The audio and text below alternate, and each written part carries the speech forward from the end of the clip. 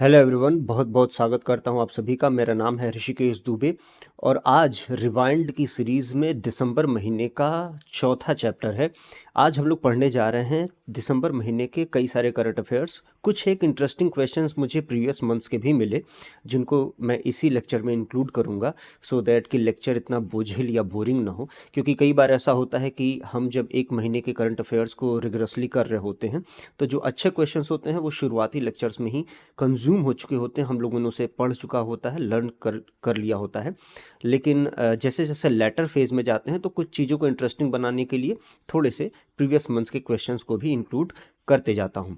तो ये सारी चीज़ें आपको पता हैं और ऑलरेडी मैं इन सारी चीज़ों को लगातार आपको बताता रहता हूँ। आई एम श्योर आप लेक्चर्स को एंजॉय कर रहे होंगे, बहुत ही ज़्यादा कुछ सीख रहे होंगे। आज के लिए आपका पहला सवाल शुरू करते हैं।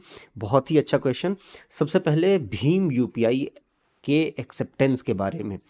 Recently many countries have accepted भीम app UPI as a payment gateway in their economies, यानी कि हाल में ही कई देशों ने अपनी अर्थव्यवस्थाओं में भुगतान गेटवे के रूप में भीम ऐप यूपीआई को स्वीकार किया है। ए यानी कि फर्स्ट भूटान, दूसरा यूनाइटेड अरब अमीरात, तीसरा मलेशिया, चौथा सिंगापुर, पांचवा Nepal, sixth Kuwait, seven Qatar.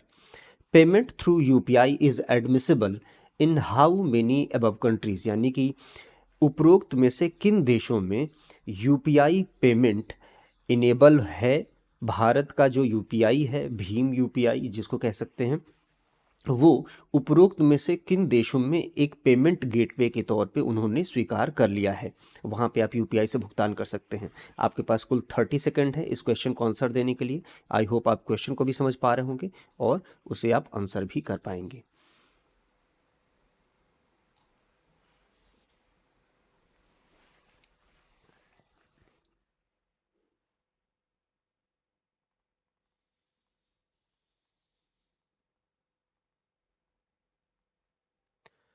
तो इसका जो करेक्ट आंसर है, इट इज़ इसका करेक्ट आंसर है सी, ओनली 6। यानी कि यहाँ पे आपको ये सारे Bhutan, United Arab Emirates, Malaysia, Singapore, Nepal और कतर, ये सारे ही जो ऑप्शंस हैं वो सही हैं। यहाँ कुवैत की जगह पर ओमान होना चाहिए था। जब मैंने लास्ट टाइम अपने लेक्चर में आपको बताया था कुवैत के बारे में, तो हमने बताया था कि 43 ईयर्स के बाद प्रधानमंत्री मोदी जो है वो वहाँ पर विजिट कर रहे हैं, यानी कि 43 ईयर्स तक कोई भी भारत का प्राइम मिनिस्टर कुवैत विजिट नहीं किया था। तो अब ऐसी संभावना जताई जा रही है कि कुवैत में वहाँ पे यूपीआई जो है वो एक्सेप्ट होना शुरू हो जाएगा और उन्होंने एक गेटवे के तौर पे, पेमेंट गेटवे के तौर पे यूपीआई को वो अब एक्सेप्ट कर लेंगे। तो अभी तक कुवैत में उन्होंने एक्सेप्ट नहीं किया है। यहाँ पे अगर ओमान कर देंगे तो ये सारा जो लिस्ट है, ये पूरी लिस्ट जितने भी कंट्रीज़ की है, ये सारी ने ही यूपीआई को एक्सेप्ट कर लिया है एक पेमेंट गेटवे के तौर पे। And which is definitely very prestigious feet in terms of reputation of India. तो ये सारी चीज़ें जो है वो आपको आई होप समझ में आई होंगी। यहाँ पे आप एक बार इसका एक्सप्लेनेशन भी पढ़ लीजिए, that Bhutan was the first nation beyond India to facilitate the transaction of भीम ऐप यूपीआई के थ्रू। और अब ये facility Bhutan, United Arab Emirates, Malaysia, Singapore, Nepal, Oman, Oman, Qatar, Russia, France, Sri Lanka, Mauritius और यूनाइटेड किंगडम, इन सभी देशों में यूपीआई को गेटवे के तौर पे एक्सेप्ट कर लिया गया है। और इसके बारे में एक रिपोर्ट भी पब्लिश हुई थी, जो कि मुझे लगता है ये Indian the times of the economic times की ये रिपोर्ट है, जिसमें एनपीसीआई ने जहाँ जहाँ पर पेमेंट गेटवे के तौर पे यूपीआई को इंस्टॉल किया है वो उन्होंने यहाँ पे बता दिया है। तो इसे एक बार पॉज करके चाहे तो पढ़ भी सकते हैं। चलिए, नाउ नेक्स्ट क्वेश्चन की बात करते हैं। It is about compendium of regenerative agriculture, यानी कि पुनर्योजी कृषि का संग्रह। यह किस राज्य में लॉन्च किया गया है? Compendium of regenerative agriculture in which state? A Haryana, B Madhya Pradesh, C Kerala, D Orissa. मैं आपको 10 सेकंड देता हूं इस क्वेश्चन को सॉल्व करने के लिए। कॉम्पेंडियम ऑफ रीजनरेटिव एग्रीकल्चर, पुनर्योजी कृषि का संग्रह।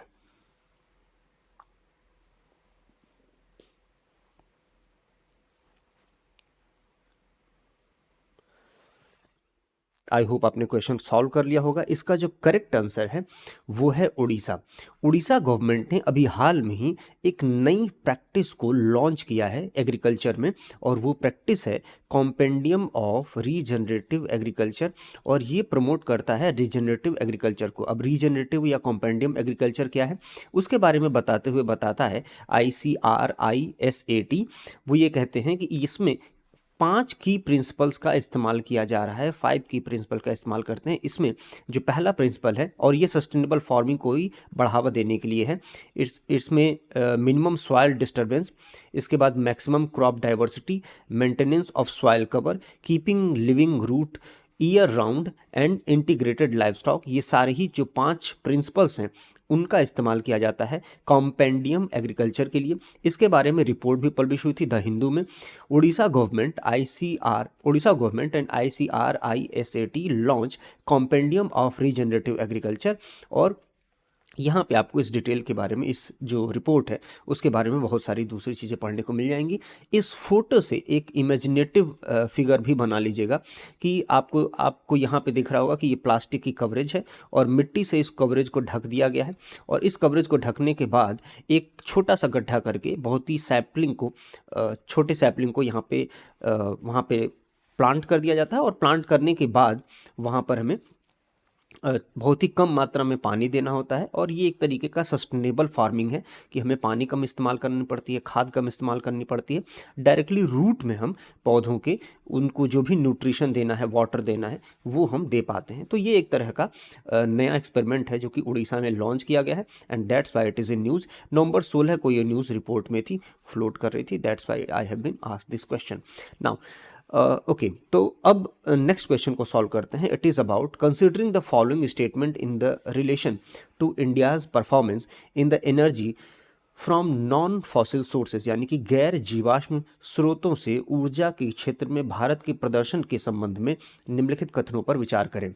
The first statement is India has fixed ambitious renewable energy target for achieving 500 gigawatt from non-fossil fuel sources by 2030, यानी भारत ने 2030 तक गैर जीवाश्म स्रोतों से 500 गीगावाट प्राप्त करने का महत्वाकांक्षी नवीकरणीय ऊर्जा का लक्ष्य तय किया है। The second statement is India's total non fossil fuel installed capacity rose to 211.36 gigawatt in 2024, यानी भारत की कुल गैर जीवाश्म ईंधन स्थापित क्षमता 2024 में बढ़कर 211.36 गीगावाट हो गई है। You have to find out the correct statement out of the above two, only 1, 2, both 1 and 2, neither 1 nor 2। आपको मैं 10 सेकंड देता हूं इस क्वेश्चन को सॉल्व करने के लिए। नॉन फॉसिल फ्यूल सोर्स से प्राप्त ऊर्जा का टारगेट और अभी कितना अचीव हो चुका है 2024 में, ये दोनों बातें आपको बतानी है। बहुत ही इंपॉर्टेंट क्वेश्चंस जैसे कि इन्वायरमेंट में अक्सर होते हैं, और ख़ास तौर से ऐसे क्वेश्चंस जो कि एनर्जी से रिलेटेड हों और वो कहीं ना कहीं इन्वायरमेंट से लिंक करते हों, यूपीएससी के लिए बहुत ही ज़्यादा इंपॉर्टेंट होते हैं। आई होप आपने क्वेश्चन को सॉल्व कर लिया होगा।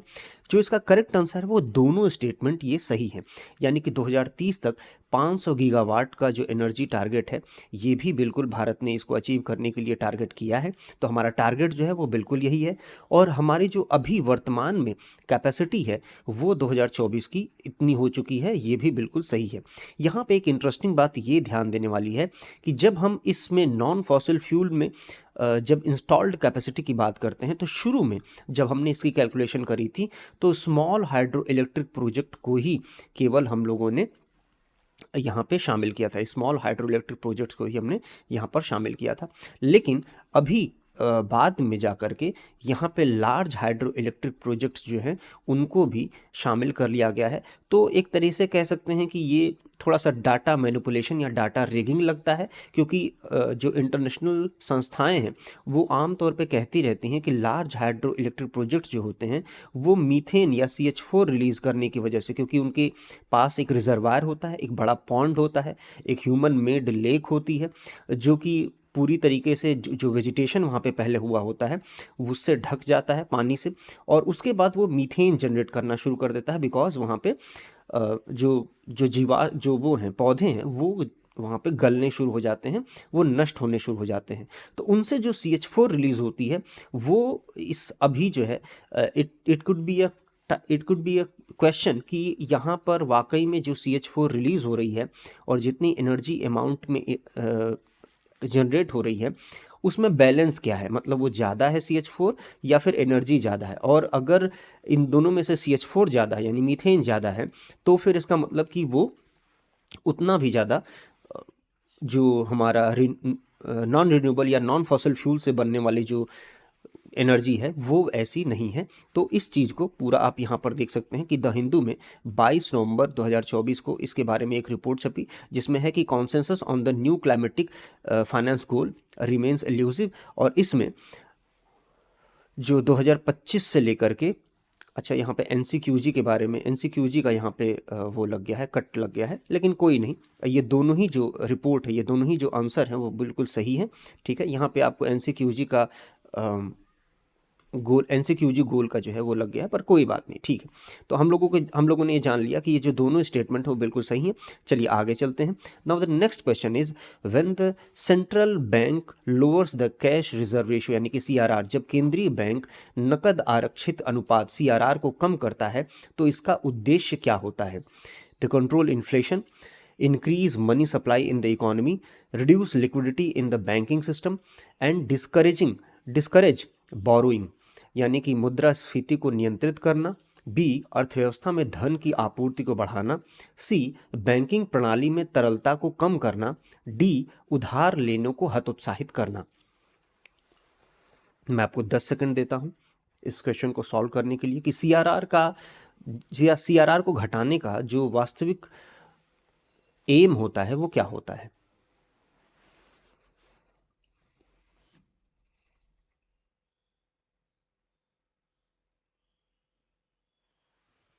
आई होप आपने क्वेश्चन को सॉल्व कर लिया होगा। इसका जो करेक्ट आंसर है वो है B, to increase the money supply in the system. अब ये कहाँ पे लिखा हुआ है, किस तरीके से इसको समझना है, तो देखिए जब भी कभी CRR या कैश रिजर्व रेशो की बात होती है तो RBI जो है वो जो हमारे शेड्यूल्ड बैंक होते हैं और जिन बैंकों को RBI कंट्रोल करता है उन बैंकों से कहता है कि आप यानी कि शेड्यूल्ड बैंक अपने पास एक मुद्रा का कैश रिजर्व रखिए, कैश में आप अपने पास कुछ मुद्राएं रखिए, सो दैट कि आपको बहुत ही विपरीत परिस्थितियों में या बैंक रन की कंडीशन में आपके पास कुछ इनफ लिक्विडिटी हो। तो जितनी ही ज़्यादा इस CRR को बढ़ाएंगे उतना ही ज़्यादा मार्केट से लिक्विडिटी जो है वो बाहर सिस्टम की तरफ आएगी यानी कि शेड्यूल बैंक की तरफ आएगी, और जितनी ही ज़्यादा इसको घटाएंगे तो वो उतनी ही ज़्यादा मनी जो है वो बाहर सिस्टम में जाएगा यानी कि मार्केट में जाएगा। अब ये मार्केट है हमारा और ये हमारा बैंक है, तो क्योंकि हमने यहाँ पे लोअर देखा है और ये लोअर है तो हमारा मार्केट में जो मनी सप्लाई है वो कितना होगा, बढ़ेगा। तो इस तरीके से B जो है increase money supply in the economy, ये बिल्कुल करेक्ट आंसर है। यहाँ पे आपको ये देखने को मिल जाएगा। अब ऐसी रिपोर्ट क्यों आई या ऐसा क्वेश्चन क्यों आया करंट अफेयर्स में, तो RBI जो है वो ऐसा कहा जा रहा था कि it may reduces the policy rates bye 50 basis points in the first half of 2025, यानी कि पहले हाफ ऑफ द 2025 में RBI जो है वो हो सकता है कि CRR जो है वो घटा करके 50% कर दे। और यहाँ पे आपको देखने को मिल रहा होगा RBI is expected to cut the policy rate by 50 basis point. अब यहाँ पे बेसिस पॉइंट की क्या मतलब होता है, जब भी कभी बेसिस पॉइंट से बात करते हैं तो इसका मतलब होता है कि हम बटे 100 के बारे में बात कर रहे हैं, यानी कि 50 basis point upon 100 is equals to 0.50। तो ये इस तरीके का एक टर्मोलॉजी है, लिखने का तरीका है जो कि हम आमतौर पे इकोनॉमी में बात करते हैं। तो RBI 50 बेसिस पॉइंट पे जो है वो कट पॉलिसी रेट को कट करने वाला, और पॉलिसी रेट की यदि हम बात करें तो उसमें CRR एक प्रमुख पॉलिसी रेट होता है। तो इसको रिड्यूस करने के बारे में बात हो रही है, वो भी 50 बेसिस पॉइंट पर, और that's why this question is in news. अब यहाँ पे आपको देखने को मिल जाएगा this after the central bank eased the stances on the liquidity and reduced the cash reserve ratio by 50 basis point during the last MPC meeting। तो इन्होंने घटा भी दिया है, वहाँ पे होप जताई जा रही थी, एक जो अपडेटेड रिपोर्ट है उसमें ये बताया जा रहा है कि ये घटा भी दिया इन्होंने।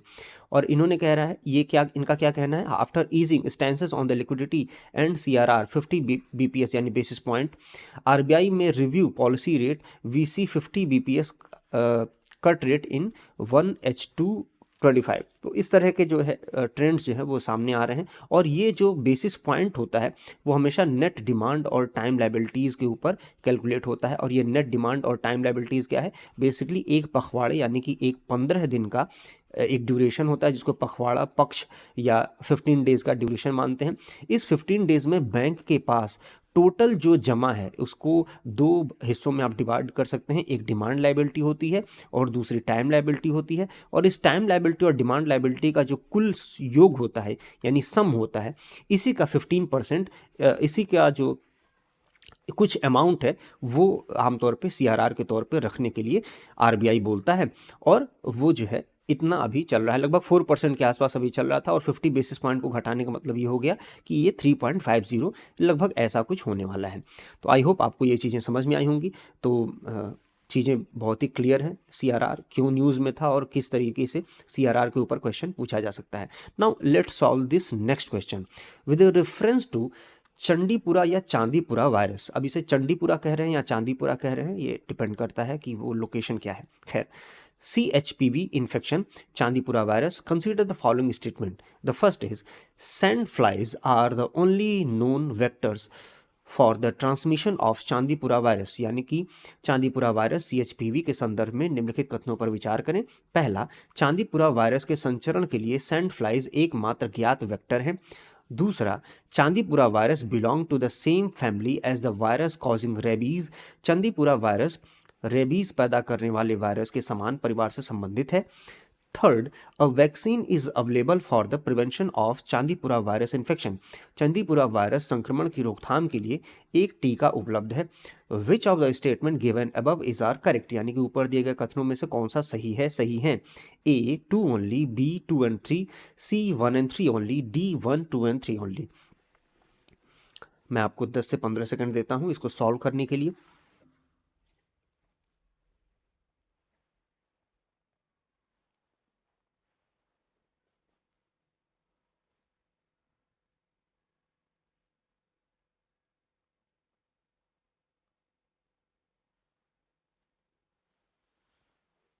आई होप आपने क्वेश्चन को सॉल्व कर लिया होगा। इसका जो करेक्ट आंसर है वो है A 2 ओनली। यानी कि यहाँ पे जो सैंड फ्लाइज है वो ओनली नोन वेक्टर नहीं है, इसमें टिक यानी कि जो जुएं होते हैं या जो छोटे जीव होते हैं जो कि आमतौर पे जानवरों या कई बार मनुष्य के भी शरीर में पड़ जाते हैं, जैसे कि आपको बालों में पड़ने वाली जू होती है उसको टिक कहते हैं। और इसी तरीके के टिक जंतुओं में भी पड़ते हैं जो कि उनका खून चूसते हैं, यानी डायरेक्टली पैरासाइट की तरह से उनके शरीर पर चिपक करके अपना आहार यानी कि भोजन ग्रहण करते हैं। तो that's why this statement is false. और क्योंकि पहला कथन गलत है तो ये हमारा आंसर नहीं होगा। Now the second and third statement, Chandipura virus belong to the same family as the virus causing rabies, this is a true statement. And a vaccine is available for prevention of Chandipura virus infection, it is a false. ये कोई भी vaccine यहाँ पे अभी फिलहाल available नहीं है। And A 2 only is the correct answer. अब यहाँ पे देख लेते हैं चांदीपुरा वायरस क्या है। चांदीपुरा इन्फेक्शन या चांदीपुरा वायरस इन्फेक्शन जो है वो एक वेक्टर से होता है जो कि सैंड फ्लाइज से फैलता है। और इसके अलावा ये एडिस एजिप्टी जो मच्छर होते हैं उनसे भी फैलता है। यहाँ पे देखें ये वायरस इस राइबोडोवायराइट फैमिली से आता है जो कि एक तरह की रेबीज कॉजिंग फैमिली है जिसका ये वायरस है। अब इसकी अभी तक फिलहाल कोई वैक्सीन नहीं है, नो वैक्सीन और specific anti retro viral therapy ऐसा कुछ भी अभी अवेलेबल नहीं है। इसके सिम्टम्स क्या हैं? फीवर है, बॉडी एक्स होता है, हेडेक्स होता है, सीवियरिटी में इंसेफेलाइटिस हो जाता है। और फर्स्ट जो है आइसोलेटली ये पहला जो केस है वो पाया गया था 1965 में महाराष्ट्र के चांदीपुर जगह पे। और चांदीपुर या चंडीपुर जगह पे पाया गया था, दैट्स वाई ये बहुत ही ज़्यादा इसका जो नाम है वो चांदीपुरा है। अब यहाँ पे एक बात और ध्यान देने वाली है कि अक्सर आप लोगों को ये चांदीपुर या चांदीपुर बीच से ये आपको ऐसा लगेगा कि ये उड़ीसा में फैला हुआ है। और हो सकता है कि ये आपसे कहे जो क्वेश्चन पूछने वाला है या क्वेश्चन बनाने वाला है कि क्या ये उड़ीसा में सबसे पहले डिटेक्ट हुआ था, या फिर ये पूछेगा कि ये उड़ीसा में फैला हुआ है और इसको लेकर के कन्फ्यूज़न होगा। तो बिल्कुल भी ध्यान रखिएगा कि उड़ीसा में ये न तो फैला है न तो अभी ये डिटेक्ट हुआ है, ये गुजरात में डिटेक्ट हुआ है। यहाँ पे इस बात का ध्यान रखिएगा। 6 childrens have died in Gujarat. ठीक है, तो हमें ये सारी बातों का ध्यान रखना है। अब ये रिपोर्ट कब आई थी? जुलाई 31, 2024 को आई थी। जैसा कि मैंने आपसे बताया था कि दिसंबर के अलावा भी कुछ क्वेश्चंस इंटरेस्टिंग होते हैं तो मैं ले लेता हूँ। चांदीपुरा वायरस जो है वो कहाँ पे फैला? At least 15 children so far has been died in some districts of Gujarat, multiple districts of Gujarat. और ऐसा जो है इसकी वजह से 20 जुलाई को पीआईबी में, यानी कि मिनिस्टर ऑफ हेल्थ को पीआईबी में क्लैरिफिकेशन भी जारी करनी पड़ गई कि आखिर ये मसला क्या है। तो यहाँ पे देखेंगे, Chandipura virus causes an acute encephalitis syndrome caused in Gujarat, Rajasthan and Madhya Pradesh. Multidisciplinary central team deployed to assist Gujarat with the epidemiological environment and laboratory investigation AES। ये सब इंपॉर्टेंट उतना नहीं है, बट ये इंपॉर्टेंट है आपके लिए कि चांदीपुरा वायरस जो है वो एक्यूट इंसेफ्लाइटिस सिंड्रोम है, गुजरात में, राजस्थान में, मध्य प्रदेश में, इन सब जगहों पे फैला हुआ है। वो आपको उड़ीसा बोल करके कंफ्यूज करने की कोशिश करेंगे। इसके बारे में और भी कई सारी चीज़ें हैं जो कि यहाँ पर लिखी हुई हैं। यहाँ पे आपको देखने को मिलेगा कि इसके अवेयरनेस ही इसका इलाज है, क्योंकि इसकी कोई वैक्सीन या ट्रीटमेंट फिलहाल अवेलेबल नहीं है, और ये ट्रांसमिट होता है वेक्टर और सैंड फ्लाई और टिक से। ठीक है, तो आप इसको थोड़ा सा रोक करके भी अच्छे से पढ़ सकते हैं, ताकि आपको कोई भी कन्फ्यूज़न हो तो दूर हो जाए यहीं पर। ठीक है, आई होप चीज़ें समझ में आ रही होंगी। अभी चांदीपुरा वायरस के बारे में हम लोगों ने पढ़ा। Now let's solve the next question. It is about the national maritime heritage complex is being developed in which of the following sites of Harappan age, यानी कि राष्ट्रीय समुद्री विरासत परिसर हड़प्पा युग के निम्नलिखित में से किस स्थल पर विकसित किया जा रहा है? ए धौलावीरा, बी लोथल, सी मोहनजोदारो, डी मांडा। यानी धौलावीरा, लोथल, मोहनजोदाड़ो या मांडा, इसमें से किस जगह पर राष्ट्रीय समुद्री विरासत परिसर हड़प्पा युग के जगह पर विकसित किया जा रहा है?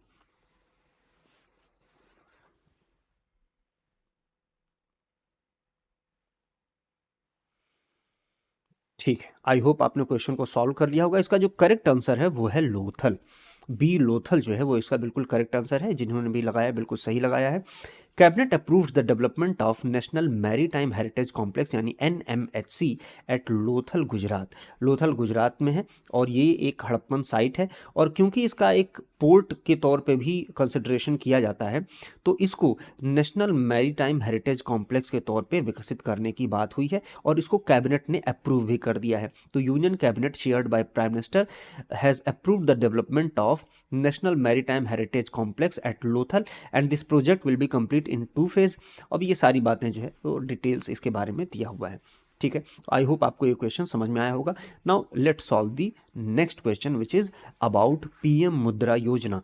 पीएम मुद्रा किसी खास वजह से अभी न्यूज़ में वापस से आई, और आपको फाइंड आउट करना है which of the following statement is incorrect about the PM मुद्रा योजना। पीएम मुद्रा योजना के बारे में निम्नलिखित में से कौन सा कथन गलत है? A. A new category of Tarun Plus has been created for the loans above 10 lakh and up to 20 lakh। 10 lakh से अधिक और 20 लाख तक के ऋणों के लिए तरुण प्लस की एक नई श्रेणी बनाई गई है। B. Loan under Tarun Plus would be available to the entrepreneurs who have availed and successfully repaid previous loans under the Tarun category। Tarun plus के तहत उन ऋण तरुण प्लस के तहत ऋण उन उद्यमियों को उपलब्ध होगा जिन्होंने तरुण श्रेणी के तहत पिछले ऋणों का लाभ उठाया है और उन्हें सफलतापूर्वक चुकाया है। PMMY was launched on October 2, 2014, यानी कि PMMY जिसको कि मुद्रा योजना कहते हैं, उसकी शुरुआत 2 अक्टूबर 2014 को हुई थी। PMMY facilitates collateral free micro credit up to 20 lakhs to non-corporate non-farm small and micro entrepreneurs। यानी PMMY गैर कारपोरेट, गैर कृषि, लघु और सूक्ष्म उद्यमियों को 20 लाख तक की संपार्श्विक मुक्त माइक्रो क्रेडिट की सुविधा प्रदान करता है। मैं आपको 10 सेकंड देता हूं।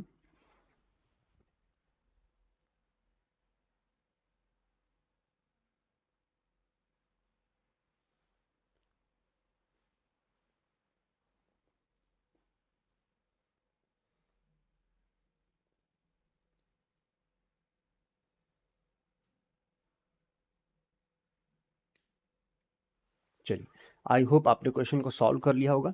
पीएम मुद्रा योजना के तहत इनकरेक्ट स्टेटमेंट को फाइंड आउट करना था, तो सबसे पहले तो आपने इनकरेक्ट पढ़ लिया होगा, इस बात का मुझे विश्वास है।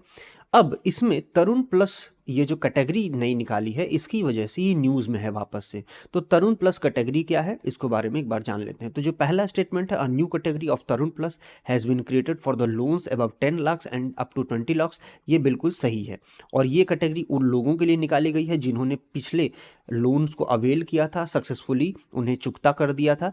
तो ये भी जो दूसरा स्टेटमेंट है वह भी बिल्कुल सही है। PMMY facilitates collateral free micro financing up to 20 lakh non corporate non farm small and micro entrepreneurs, यह भी बिल्कुल सही स्टेटमेंट है। जो इसका फॉल्स स्टेटमेंट है वो ये है, and that's why this is our answer. ये सी जो है वो हमारा आंसर है। PMMY was launched on 2 October 2014, ये फॉल्स स्टेटमेंट है। जबकि ये कब लॉन्च किया गया था, तो देखो यहाँ पे क्या लिखा हुआ है, it is launched by prime minister on April 8 2015, यानी कि it provides loan up to 10 lakhs of non corporate non farm small micro entrepreneurs.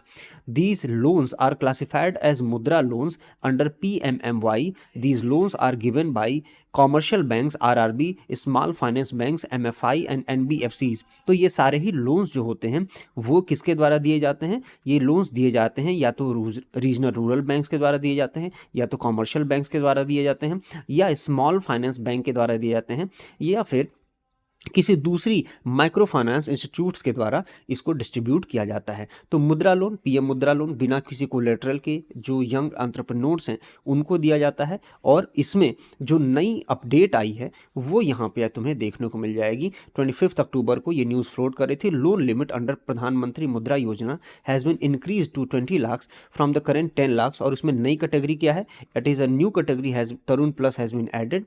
और ये जो है 10 लाख का लोन अप टू 20 लाख हो जाएगा अगर आपने पिछला लोन जो है वो चुकता कर दिया है। आई होप आपको चीज़ें समझ में आई होंगी। Now let's solve the next question. It is about, according to the new rule of RBI, FPI will be reclassified as FDI if total paid up equity capital on the fully diluted basic exceeds। यानी कि RBI के नए नियमों के अनुसार FPI को FDI के रूप में पुनर्वर्गीकृत किया जाएगा यदि पूरी तरीके से पतला आधार पर कुल चुकता इक्विटी पूंजी इससे अधिक हो। A 10%, B 25%, C 50%, D 75%। आमतौर पे FDI या FII या FPI इन सभी को लेकर के बहुत ही ज़्यादा कन्फ्यूज़न रहता था। तो 2014 के पास एक कमेटी गवर्नमेंट ऑफ इंडिया ने बैठाई और वहाँ पे उन्होंने कुछ क्लासिफिकेशन करके दिया कि किस तरीके से हम वर्गीकृत करेंगे FDI, FPI और FII को। और बाद में चल करके इसी सारे जो डेफिनेशन है उसकी बेसिस पर RBI ने कुछ रूल निकाले हैं जो कि आज एक बार फिर से करंट अफेयर्स में हैं, and that's why you are facing this question. I hope आपको 10 सेकंड में देता हूँ, आप एक बार क्वेश्चन को अच्छे से पढ़ें और सॉल्व करें।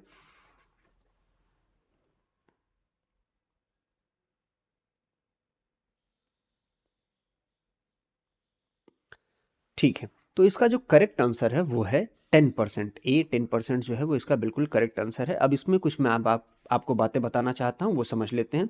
तो 10% इसका बिल्कुल करेक्ट आंसर है। RBI announce the rule to reclassify FPI यानी कि foreign portfolio investment as FDI यानी कि foreign direct investment once it crossed 10% holding in Indian firm. यानी कि किसी भी इंडियन फर्म में 10% की यदि होल्डिंग होती है तो उसमें FDI उसको बोलते हैं, और इसको FPI को रिक्लासीफाई करके FDI के टर्म्स में कन्वर्ट कर देंगे। Now investment made from foreign portfolio investor along with the investors group hereinafter referred as FPI shall be less than 10% of the total paid up equity capital on the fully diluted basis। तो 12 नवंबर 2024 को ये news float कर रही थी, और इसमें आपको देखने को मिलेगा कि RBI जो है वो कंसल्टेशन में है गवर्नमेंट ऑफ इंडिया के सेबी के, जहां पर यह फाइनलाइज कर रहे हैं उस रूल को कि जिसमें FPI के जो इन्वेस्टमेंट हैं उसको 10% स्टैक से यदि ज़्यादा होता है in Indian companies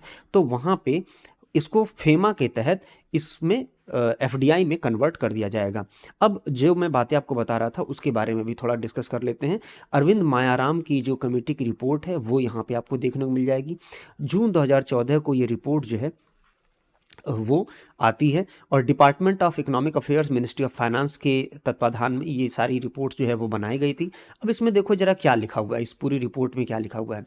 it says in order to remove the ambiguity that prevails on the what is foreign direct investment and what is foreign institutional investment, I propose the following international practices to lay down a broad principle that wherein the investor has to stake at 10% or less in a company, it will be treated as FII, where an investor has stake more than 10%, it will be treated as FDI. तो ये बहुत ही स्पष्ट शब्दों में इन्होंने background में ही सारी बातें लिख दी हैं और यहाँ पे सारी रिपोर्ट जो है वो तुम सर्च करके भी पढ़ सकते हो। तो इसी रिपोर्ट को थोड़ा सा रिफाइन करके आरबीआई ने कुछ नए रूल्स, कुछ नए गाइडलाइंस बनाए हैं। अब यहाँ पे एक छोटी सी चीज़ मैं और तुम्हें बता दूँ कि जो एफडीआई होता है वो तो एफडीआई होता है, यानी कि फॉरेन डायरेक्ट इन्वेस्टमेंट होता है।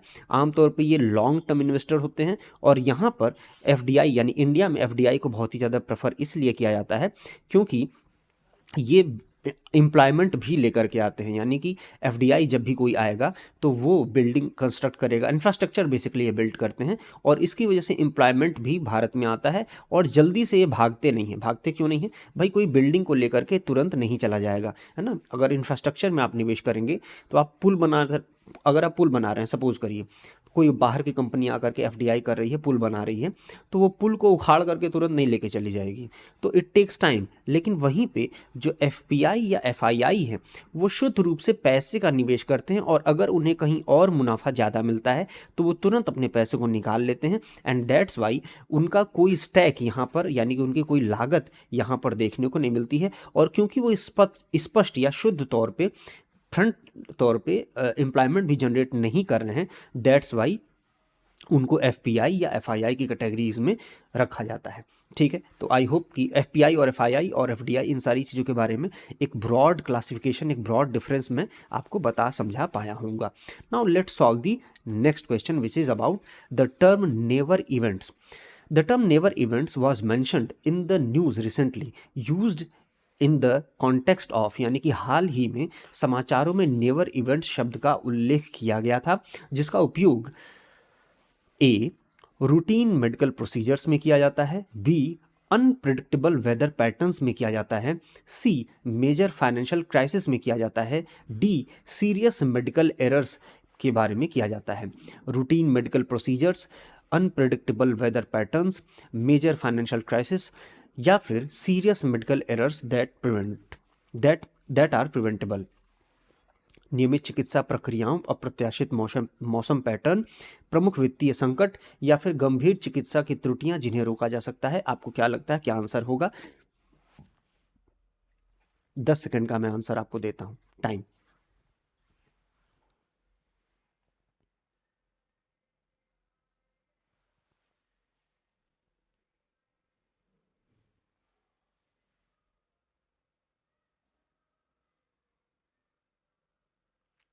आई होप आपने क्वेश्चन सॉल्व कर लिया होगा। इसका जो करेक्ट आंसर है वो है D, serious medical errors that are preventables. और ये हिंदू में न्यूज़ रिपोर्ट छपी कि जो इस तरह के एरर्स होते हैं जो कि बहुत ही रेयर हैं या नहीं होने चाहिए, उनको यूएस की जो नेशनल क्वालिटी फोरम है यूनाइटेड स्टेट्स की, उन्होंने 2002 में क्लासिफाई किया कि जो मेडिकल एरर्स हैं, ऐसे इवेंट्स जो कि नेवर इवेंट्स बनाए जा सकते हैं यानी कि इसको बिल्कुल भी नहीं होना चाहिए, उसको क्लासिफाई किया।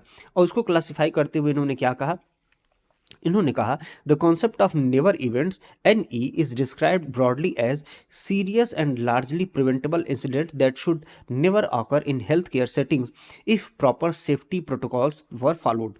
Never events are term introduce in 2002 by the national quality forum NQF in the United States. और ये किस तरह के इवेंट्स हो सकते हैं, जैसे कि रॉन्ग सर्जरी कर देना, फिर रॉन्ग इम्प्लांट्स कर देना, किसी गलत इम्प्लांट्स को किसी गलत इम्प्लांट को वहाँ पे लगा देना, फिर फॉरेन ऑब्जेक्ट को पोस्ट प्रोसीजर में छोड़ देना, यानी कि जैसे तौलिया हुआ, कैंची हुआ, पेट में छोड़ देना। इस तरह के इंसिडेंट्स होते रहते हैं इंडिया में, कभी कभार आपको देखने और सुनने को मिलते रहते हैं। फिर किसी रॉन्ग रूट्स को अप्लाई करना अपनी सर्जरी में या मेडिकल प्रोसीजर में। तो ये कुछ एक ऐसे इवेंट्स हैं जो कि सर्जिकली और मेडिकेशन के मेथड में बहुत ही रॉन्ग हैं, और इसको हम अवॉइड कर सकते हैं। इसको नेवर इवेंट के तौर पे एनक्यूएफ ने यूनाइटेड स्टेट्स में घोषित किया, और इंडिया में भी अब इसको ले आने की बात हो रही है। हालांकि ये प्रैक्टिस वर्बली या बिना कुछ कहे फॉलो तो होती ही है, लेकिन इसको फॉर्मल तौर पे भी लाने की अब बात हो रही है। That's why this whole article is in news and we are facing this question. Now let's solve the next question. It is about ESG principle in investment is in the news, यानी कि निवेश में ESG सिद्धांत चर्चा में है, जबकि E पर्यावरण का प्रतिनिधित्व करता है, यानी कि while E represents the environment and S represents social, what the G represents, यानी कि एस सामाजिक का प्रतिनिधित्व करता है, तो जी क्या दर्शाता है? ए गवर्नमेंट, बी गवर्नेंस, सी गुड, डी ग्रेटर। ए सरकार, बी शासन, सी अच्छा, डी अधिक। क्या लग रहा है क्या आंसर होना चाहिए? 10 सेकंड का टाइम मैं आपको देता हूं। अगर आप यहाँ पे ध्यान से देखें तो ईएसजी जो प्रिंसिपल है वो इन्वेस्टमेंट का प्रिंसिपल है, तो उस पॉइंट ऑफ व्यू से जरूर इसको सोचे देखें कि क्या सही आंसर हो सकता है।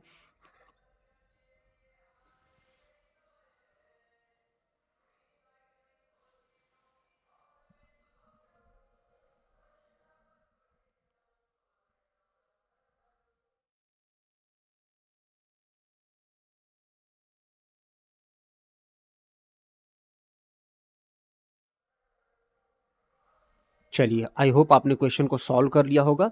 अगर इसका सही आंसर देखें तो आपको लगेगा कि इसका जो सही आंसर है, इसका सही आंसर है बी गवर्नेंस।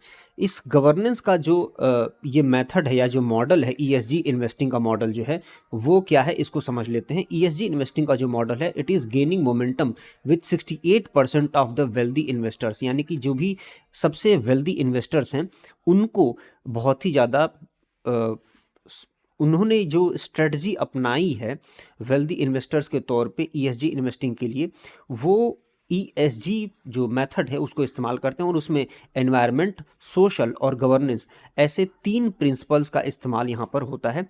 और अगर आप ध्यान से देखेंगे तो इस रिपोर्ट में भी आपको ये चीज़ें देखने को मिलेंगी कि what a wealthy do to get richer, यानी कि एक जो रिचर लोग होते हैं वो क्या कर रहे हैं। तो इसमें एक रिपोर्ट है जो कि वेल्दी इंडेक्स रिपोर्ट है, जो कि क्रिसिल के द्वारा लॉन्च की गई है और 36 वन वेल्थ के द्वारा भी लॉन्च की गई है। और ये जो रिपोर्ट है ये अल्ट्रा हाई नेटवर्थ जो इंडिविजुअल होते हैं और हाई नेटवर्थ जो इंडिविजुअल्स होते हैं, इनके जो इन्वेस्टमेंट की प्रोसीजर्स हैं उनको जो है कहीं ना कहीं पे लॉन्च किया गया है या उनको कहीं ना कहीं रिलीज़ किया गया है। और इसमें आप देखेंगे कि ESG investing is gain momentum, यानी कि ईएसजी इन्वेस्टिंग का जो मेथड है वो मोमेंटम गेन कर रहा है। और इसमें आपको क्या चीज़ देखने को मिल रही है कि इन्वायरमेंट, सोशल और गवर्नेंस। तो हमारा जो बी आंसर है, जो हमारा बी आंसर है वो बिल्कुल करेक्ट आंसर है, ये आपको देखने को मिल रहा होगा। नाउ अब नेक्स्ट क्वेश्चन को सॉल्व करते हैं, which is I hope last question है आज के सेशन का। विच of the following factors put pressure on the rupee, यानी कि रुपए के ऊपर निम्नलिखित में से किन फैक्टर्स का बहुत ही ज़्यादा दबाव होता है, निम्नलिखित में से कौन सा कारक रुपए पर दबाव डालता है? ए स्लोइंग फॉरेन डायरेक्ट इन्वेस्टमेंट, यानी कि प्रत्यक्ष विदेशी निवेश में आई कमी। बी वीक एक्सपोर्ट ग्रोथ, यानी कि कमजोर निर्यात में वृद्धि। 3 rising interest rates in the United states, यानी कि संयुक्त राज्य अमेरिका में ब्याज दरों में वृद्धि। 4 इंक्रीज डोमेस्टिक कंजम्पशन, यानी कि घरेलू खपत में वृद्धि, यानी कि जो डोमेस्टिक कंजम्पशन है उसमें increase. Select the correct answer using the codes given below. A 1 2 3, B 2 and 3, C 1 and 3, D 1 2 3 and 4, यानी कि ए केवल 1 2 और 3, बी केवल 2 और 3, सी केवल 1 और 3, डी केवल 2 3 और 4। क्या सही आंसर होगा आपको बताना है।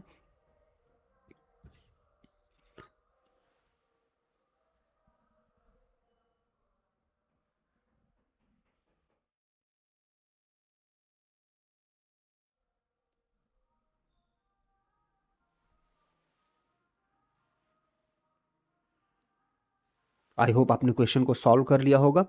इसका जो सही आंसर है वो है A1, 2 एंड 3। और ये जो न्यूज़ है, ये रिपोर्ट जो है वो 21 मार्च से ही फ्लोट कर रही थी। कुछ कुछ बातों को लेकर के मैं आपको शो करता हूँ। What are India's FDI inflows slowing down? Why are India's inflows slowing down? तो FDI का जो इनफ्लो है वो क्यों घटता जा रहा है इंडिया में, उसके बारे में एक रिपोर्ट छपी थी। और वो declining by 38.4% year on year and 50.41 billion in the first 10 months of the current fiscal year. और ये क्या है? It is basically because of the repartition of the capital. तो रिपार्टीशन ऑफ द कैपिटल की वजह से FDI का जो इनफ्लो है वो भारत में काफ़ी ज़्यादा घटता जा रहा है। अब ये रिपार्टीशन क्या होता है? तो रिपार्टीशन से बेसिकली मतलब ये है कि जो मुद्रा होता है, जो मूलधन होता है, जब वो अपने वास्तविक देश में जाने लगता है तो उसको रिपार्ट्रिएशन कहते हैं। अब ये रिपार्ट्रिएशन का मतलब ये हो गया कि सपोज करो किसी ने डॉलर इन्वेस्ट किया यूनाइटेड स्टेट्स ऑफ अमेरिका से भारत में FDI के तौर पे, तो उसको फिर वो वापस लेकर के जाने लगे, यानी कि उन्होंने अपना इन्वेस्टमेंट रोक दिया। तो वो पैसा अगर यहाँ से हटा करके वापस वहाँ पे ले जाने लगे तो इसको क्या बोलेंगे? रिपाट्रिएशन ऑफ कैपिटल। तो ये वापस लेकर के चला जाता है, जो पैसे हैं वो क्योंकि वापस चले जाते हैं, दैट्स वाई FDI का जो इन्फ्लो है वो कम हो रहा है। और ऐसा क्यों होता है? मुनाफा हर एक चीज़ में, इकोनॉमिक्स में प्रिवेल करता है। तो मुनाफा अगर किसी को दिया ज़्यादा दिखता है अपने देश में तो फिर वो वहाँ पर वापस लेते जाते हैं। अब इसमें कुछ और भी रिपोर्ट्स आई थी जो कि आप 26 दिसंबर 2024 को आता हुआ देख सकते हैं। तो इंडियन रुपीज़ जो है वो remain in a pressure amid weak manufacturing export policy rate differential with US report. तो पॉलिसी रेट डिफरेंशियल यानी कि कई बार फेड टैपरिंग होने शुरू हो जाती है, जिसमें कि US जो है वो क्या शुरू कर देता है, वो ज़्यादा रिटर्न देना शुरू कर देता है और वो सिक्योरिटी बेच करके जो पैसे हैं मार्केट से, लिक्विडिटी जो मार्केट से है वो खींचना शुरू कर देते हैं, जिससे कि लोगों को पता है कि वहाँ पे ज़्यादा पैसा सिक्योर है, रिटर्न ज़्यादा है, दैट्स वाई वहाँ पे लोग पैसे इन्वेस्ट करना शुरू कर देते हैं। तो Indian rupees are expected to come under pressure in 2025 due to the combination of global and domestic challenges according to the report by Standard Chartered bank. और इसमें की फैक्टर्स जो कि आइडेंटिफाई करते हैं FDI में, जो कि स्लो डाउन होने के लिए, कि FDI इनफ्लो का स्लोइंग होना ये एक बड़ा फैक्टर है। मैन्युफैक्चरिंग एक्सपोर्ट ग्रोथ, इसका भी जो है डिक्लाइन होना, ग्लोबल डिमांड में डिक्लिनेशन, ये भी एक बड़ा फैक्टर है। Narrowing policy rate differential with the United States, ये भी एक बड़ा फैक्टर है। तो ये सारे ही बड़े फैक्टर हैं जिसकी वजह से ये जो डोमेस्टिक कंजम्पशन वाला फैक्टर है वो रोल प्ले नहीं करता है। ये रोल प्ले तब करता है जब GDP कैलकुलेशन होती है। तो that's why this is not included in our answer and A should be the correct answer.